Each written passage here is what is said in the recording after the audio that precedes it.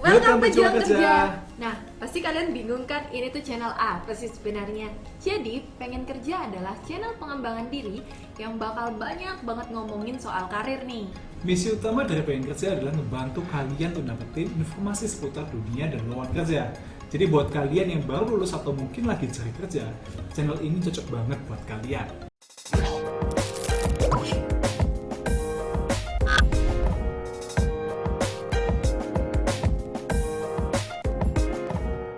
Balik lagi bareng kami Gun dan Vira di Pengen Kerja. Jadi hari ini kita bakal bahas tentang berapa sih gaji fresh graduate di Indonesia nih Vir. Karena banyak banget yang tanya-tanya seputar itu.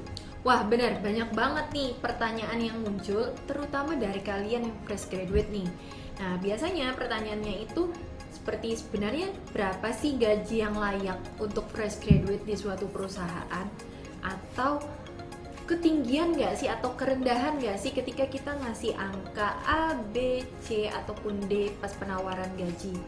Nah kalau pengalaman dari Gun sendiri nih, sering nggak sih dapat pertanyaan kayak gitu? Ya sering banget ya, apalagi setelah selesai wisudaan gitu. Jadi pasti bakal ada aja yang tanya, Kak berapa sih gaji di sini? Kak berapa sih gaji di sini? Kak berapa sih gaji di sini? Dan menurut aku itu hal yang wajar banget sih. Karena kita masih belum tahu di lapangan seperti apa. Bahkan waktu itu aku sampai harus searching di Google untuk mencari tahu berapa sih gaji untuk fresh graduate pada suatu perusahaan dan jabatan tertentu. Tapi menurut aku itu kurang valid ya. Kenapa? Karena terkadang gaji yang ditampilkan itu sangat kurang bisa dipercaya. Bayangkan aja, misal pada suatu perusahaan dan juga jabatan yang sama itu bisa menampilkan gaji yang sangat berbeda jauh. Ada yang 3 juta dan bahkan ada sampai 6 juta, 2 kali lipatnya nih.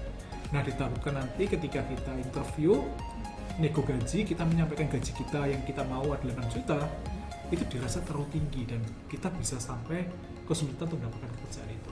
Nah bener banget tuh. Nah daripada lama-lama, kita langsung bahas aja yuk.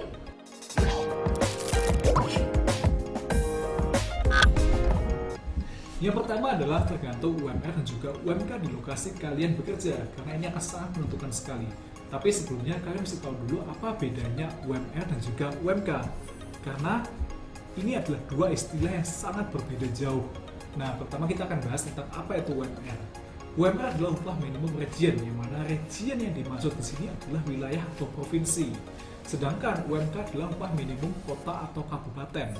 Nah ini dari singkatannya aja udah beda banget ya.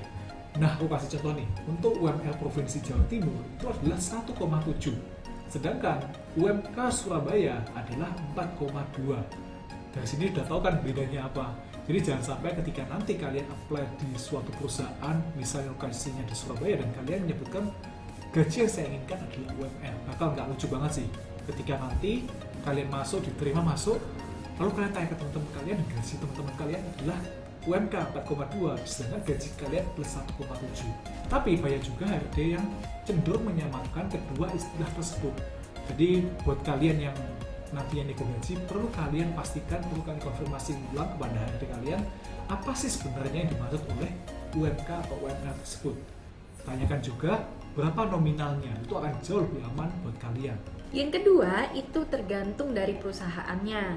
Nah normalnya atau biasanya nih ya, semakin tinggi level perusahaan yang kalian apply, maka semakin besar pula gaji yang akan ditawarkan oleh perusahaan tersebut. Tapi nggak semua perusahaan kayak gitu loh. Ada juga perusahaan yang levelnya itu bukan PT ataupun multinational corporate berani untuk memberikan gaji yang tinggi juga. Nah, hal ini akan dipengaruhi oleh poin yang ketiga. Tapi sebelum kita lanjut ke poin yang ketiga, kita ada informasi lowongan nih buat kalian yang fresh graduate ataupun butuh kerjaan. Let's see! Ada 2 lowongan pekerjaan yang berlokasi di Surabaya. Yang pertama adalah untuk admin stok, yang mana pada jabatan ini diperlukan seorang wanita dengan pendidikan minimum S1 di bidang logistik atau manajemen dari universitas yang bereputasi. Selain itu, usia maksimum yang dibutuhkan adalah 40 tahun dengan minimum 5 tahun pengalaman bekerja pada bidang yang sejenis. Tapi ini juga terbuka untuk kalian yang masih fresh graduate.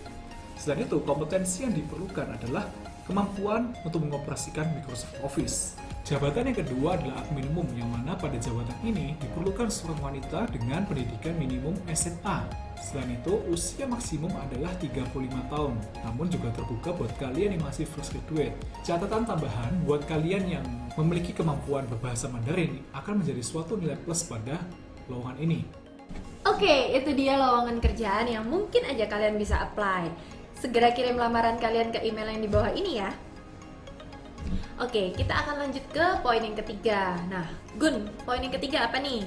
Poin yang ketiga adalah tergantung dari kompetensi dan juga jabatan yang kalian apply. Karena biasanya nih guys, semakin tinggi jabatan maka akan semakin tinggi juga gaji yang akan kalian terima.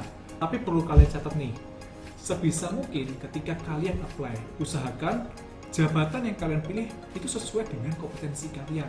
Karena itu akan sangat menentukan kalian dan akan menjadi suatu nilai plus kalian di mata HRD.